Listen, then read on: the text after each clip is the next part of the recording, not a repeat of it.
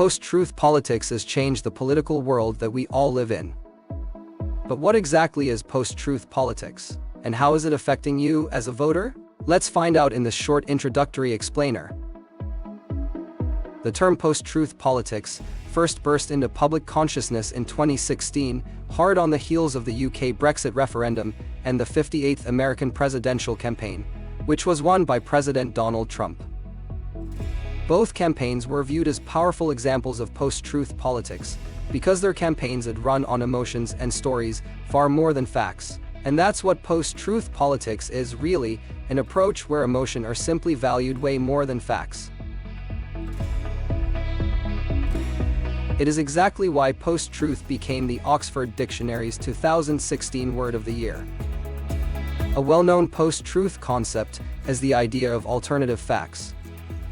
The phrase was first introduced on live TV by former counselor to Donald Trump, Kellyanne Conway, during a Meet the Press interview on January 22, 2017.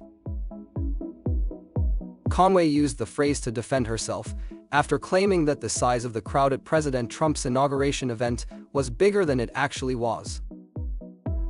Alternative facts is a phrase that political commentators now generally use to describe the use of fake news over truthful data as a means of engaging voters.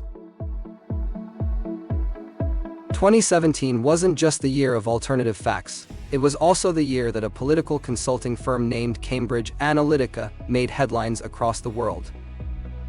The name, Cambridge Analytica, had become famous after an undercover investigation had exposed how they had obtained personal data of up to 87 million Facebook users without their consent.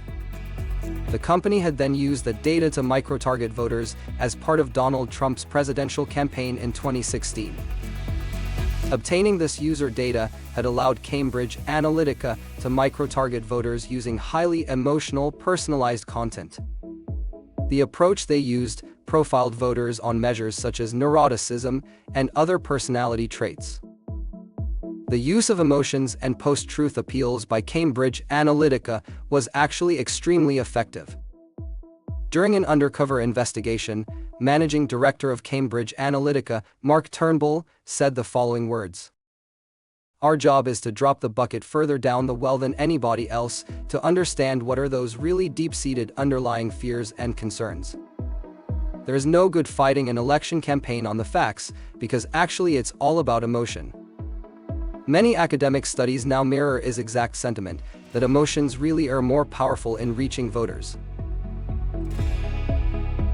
Cambridge Analytica took a very effective approach, because neuroscientific studies and brain scans show us that targeting emotions is strategically very powerful. It is particularly powerful if those emotions are negative. Remember Mark Turnbull talking about fear? Cambridge Analytica targeted that negative emotion because we instantly respond to it. Evolution can tell us why. Our brains developed over 1 million years as hunter-gatherers in a hostile, predator-filled environment. Because of this, we developed a negativity bias as a means of enhancing our chances of survival. So, if we see fear and anger-based, negative content, we stop and listen. That's why fake news is so negative and polarizing. It constantly tries to target our evolutionary negativity bias. The fallout from the Cambridge Analytica scandal was far-reaching. In 2022, for example, Facebook owner Meta agreed to pay $725 million to settle legal action over a data breach linked to the Cambridge Analytica case. Before that, in 2019, Facebook also agreed to pay $5 billion to resolve a Federal Trade Commission probe into its privacy practices.